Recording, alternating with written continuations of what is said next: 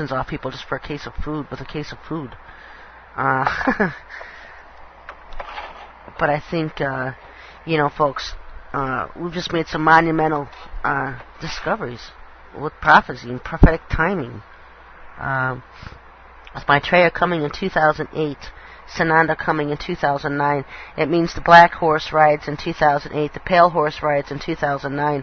So you're looking at, by the end of 2009, 2 billion people being killed by the wars, famines, and plagues. And that's a lot of people. And it's a short period of time, because in Revelation chapter 6 you can read about the 4 horsemen apocalypse. And no, Bush is the rider of the red horse, Maitreya is the rider of the black horse, and this Jesus-Sananda is the rider of the pale horse. I don't know who the rider is of the first horse.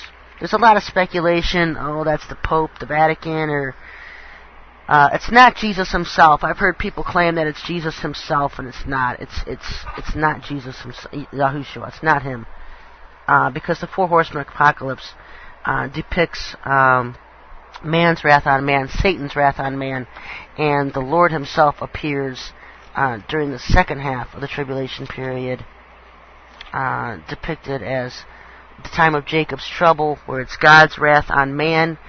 People have always split up the tribulation period in 2 halves, and the first half is Satan's wrath on man, and the second half is God's wrath on Satan, and man. And so I don't believe, as the churches teach, that the rider of the white horse is God. But I don't know who it is either. I have not pinpointed it. I've always just assumed it was the Vatican, some kind of religious authority. Some people have defined that as diplomacy, that they go out in the world and diplomatic. That could be the UN, could be signifying diplomacy. But I haven't pinpointed that one, and so I can't tell you for sure who that is. But the rider of the red horse is Bush, and we're about to meet the rider of the famine horse, the black horse, which is Maitreya.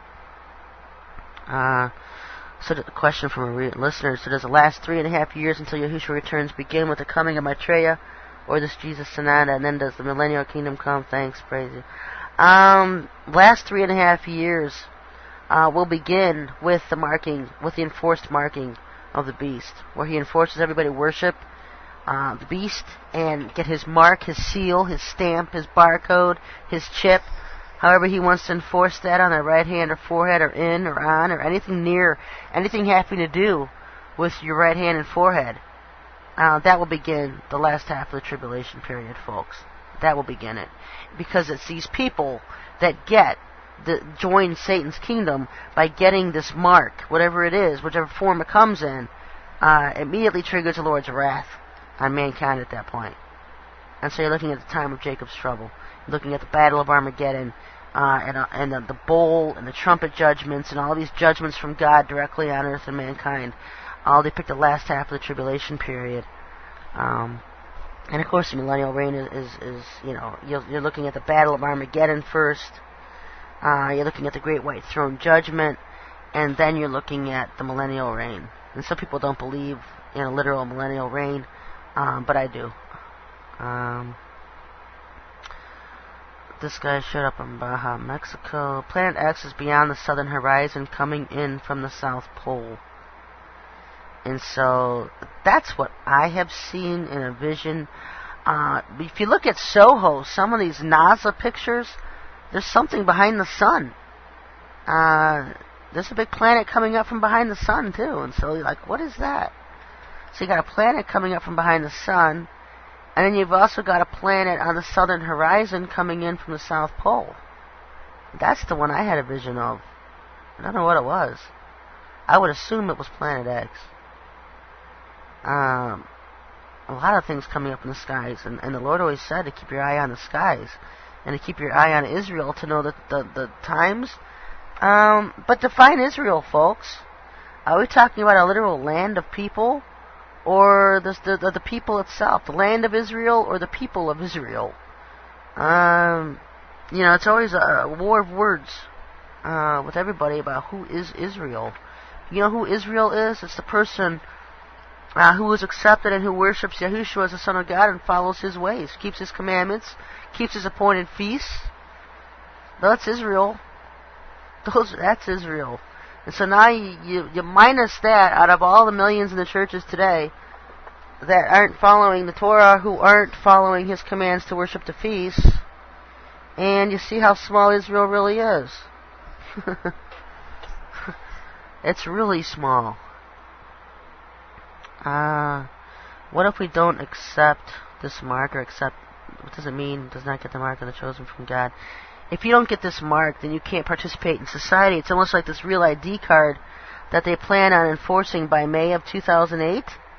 You can't buy anything, you can't sell anything, you can't work, you can't drive, you can't go to the bank. So that's another alarm I've been sounding, is are people prepared and stocked up enough months ahead of time? Because if that's enforced, there's no way any Christian could get that real ID card. And people say, why? It's just an ID card. It's like, listen, folks, when John's looking ahead into the future, into 2,000 years, trying to describe something, and he describes seeing somebody doing something with their right hand and somebody doing something with their forehead. Think about it, because these people that are getting eye scans for this ID card are putting their foreheads up to a machine to get an eye scan. And also for the fingerprinting to go on this real ID license is with your right hand.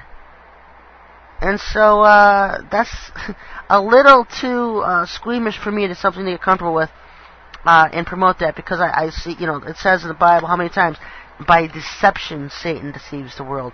So he could have the churches lulling everybody to sleep thinking it's going to be a stamp, a mark, a seal, a tattoo on it in the right hand, forehead, and here it just comes in the back door as an eye scan and fingerprinting. Okay? And so it's, you got to be really, really careful. This is something I'm praying about for the Lord to make it clear as heck, one way or the other. But from what I just keep feeling, it's you got to stay away from the whole thing, because by deception Satan deceives the world. So while the world's looking for a chip, he comes through with the eye scan and fingerprinting. See how he works, folks? And so we have to be very, very careful about the last days. And so, yeah, you know what? It would be really nice, since I've been saying how screwed up our times are, if the rapture of the 144,000 did come in May of 2008 instead of 2009. It would be really nice, because I know Maitreya is coming, and one of the first things he does is come after me. So you might just see a huge televised confrontation between myself and Maitreya eventually. Because I know I'm one of his biggest arch enemies on the planet. And when he sees how effective our Orgone War is going to wipe out his forces, they're going to come after the Lord's people for that. Question.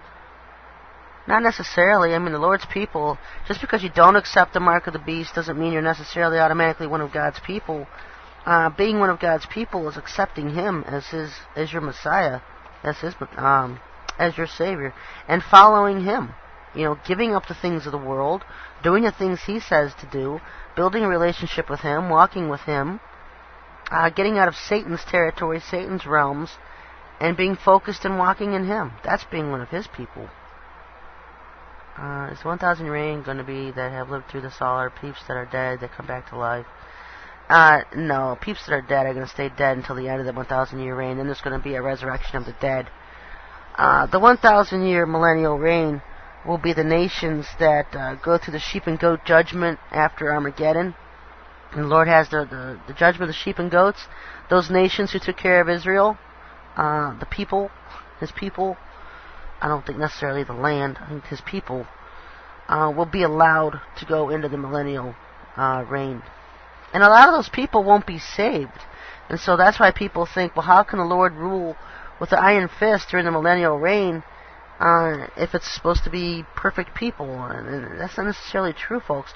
There's going to be a lot of people, the people who have survived the tribulation period, who come out of the tribulation period, made it all the way through, may be granted access into this millennial reign. Also the nations that were good to His people, protected His people, fed them, clothed them,